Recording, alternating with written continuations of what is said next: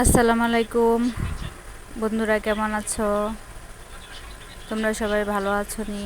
আমি অনেক ভালো আছি তোমাদের দয়া, আল্লাহর রহমতে। তো দেখো, আমি একটি মাছের ডিম ভাজি করছি। এখানে মাছের ডিমের সাথে কিছু মাছের ফুটকা ছিল, তো এগুলা ছিল, আরও অন্যান্য কিছু ছিল। তো এটার সাথে আমি ময় মশলা দিয়ে হাত দিয়ে মেখে পেঁয়াজ, তারপরে কাঁচামরিচ সব কিছু আমি একসাথে দিয়ে দিয়েছি। তারপরে লাস্টে একটু লেবু পাতা দিয়ে দিয়েছি যাতে ফ্লেভারটা ভালো আসে। তো আমি কিন্তু আজকে বিশেষত কচুরলতি উদ্দেশ্য করে রান্নাটা করব।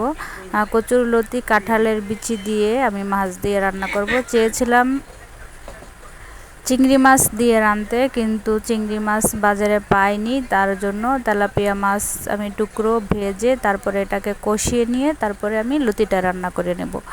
তো আমার যারা বন্ধুরা আছো, ভাইয়ারা আছো, আপুরা আছো, তোমাদেরকে অসংখ্য ধন্যবাদ আমার ভিডিওটা দেখার জন্য, লাইক কমেন্ট শেয়ার করার জন্য। এই পর্যন্ত তোমরা আমাকে অনেক সাপোর্ট করেছো, আমার পাশে থেকেছো, আমাকে ভালোবেসেছো। অসংখ্য ধন্যবাদ তোমাদের সাপোর্ট পেয়ে আমি এই পর্যন্ত আসতে পেরেছি।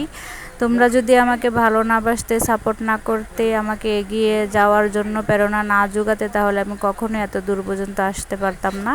1 মাসের মধ্যে আমি আল্লাহর রহমতে তোমাদের অনেকটা কাছাকাছি পৌঁছে গেছি। তারপরও আমি ভাববো আমি নতুন, আমি এখনও অনেক কিছু বুঝি না।